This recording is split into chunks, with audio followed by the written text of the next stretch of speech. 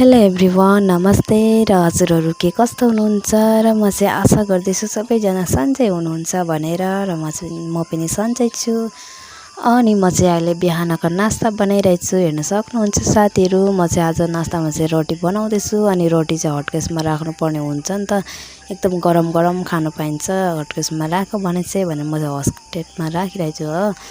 अनि अहिले चाहिँ हामी चाहिँ खाजाभुजा पनि खाइसक्योवरी चाहिँ म चाहिँ आइसकेको छु दाउरा कटेरामा दाउरा काट्न चिर्न भनेर। हेर्न सक्नुहुन्छ यो दाउराहरू चाहिँ एकदमै ठुलो ठुलो भयो नि त। अनि किचनको उयो चुलामा चाहिँ अट्दैन भनेर चाहिँ म चाहिँ यो मसिनो पार्दैछु। अहिले हेर्न सक्नुहुन्छ बन्चरले चिरेर यो चाहिँ पुरा सुकिसकेको छ। अनि म चाहिँ यहाँको किन चलाउँदैछु दाउरा भन्दाखेरि चाहिँ आजभोलि एकदमै पानी परिरहेछ। अनि बाहिर फेरि दाउरा सबै भिजिरहेछ नि त। अनि यहीँको निस्काउँदै म चाहिँ जलाइरहेको छु, भात सब्जी पकाइरहेको छु यहीँको दाउराले। र दानाहरू पनि यहीँको दाउराले पकाउनु पर्ने हुन्छ नि त।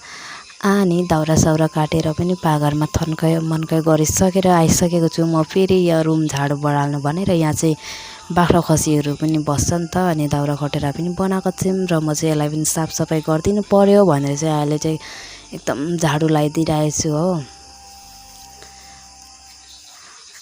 अनि मान्छे बस्नेमा त सफा गरेर भएन हो। गाई गोरु खसी बाख्राहरू बस्ने जग्गा पनि एकदमै साफसिकुन राख्नुपर्ने हुन्छ। र म चाहिँ पुरा झाडु लगाइदिइसकेको छु अहिलेसम्म चाहिँ। अनि म यहाँ आइसकेको छु। यो किरा चाहिँ हाम्रो बारीमा चाहिँ जतै हुन्छ, यस्तो घिनलाग्दो लाग्छ मलाई चाहिँ। हेर्न सक्नुहुन्छ रेल किरा हो, यो चाहिँ बच्चा हो नि त। अनि मेरो छोरी चाहिँ यहाँनिर चाहिँ सुतिसकेको छ फाइनली गाइसहरू। मेरो खुट्टामाथि चाहिँ उठेर यस्तो मजाले सुतेको छ हो। अरूकोतिर फर्काउँदा चाहिँ नमान्ने अरे। अनि म चाहिँ अब बिस्तारै खुट्टा भए पनि साइड गरिदिनु पर्यो भनेर चाहिँ एकदम स्लो मोसनमा छु। मेरो छोरीको चाहिँ कान एकदम तिखो छ, अहिलेको चाहिँ सिरिक्कै गरेको सुन्नु हुँदैन, अघि उठिहाल्छ नि त। अनि हेर्नु सक्नुहुन्छ यस्तो माया लाग्दै पाराले चाहिँ सुतिराखेको छ मेरो छोरी।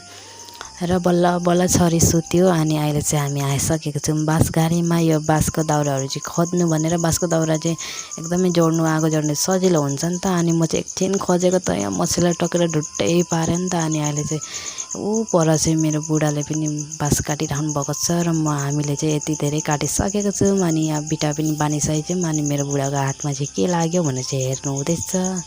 र अब हामी जानेवाला छौँ घर। र घर आइपुगेर पनि हामी चाहिँ यहाँ दर्काचा भएको चाहिँ मेवा थियो। अनि त्यो मेवालाई चाहिँ साँधेर पनि अहिले हामी चाहिँ खाइरहेछौँ। हेर्न सक्नुहुन्छ गाइस, एकदमै टेस्टी थियो। आधी पक्का भएको मेवा चाहिँ एकदमै मिठो हुन्छ नि त खानुमा।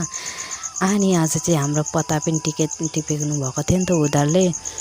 र अनि उनीहरूलाई पनि म चाहिँ सघाइदिन्छु अहिले चाहिँ पत्ता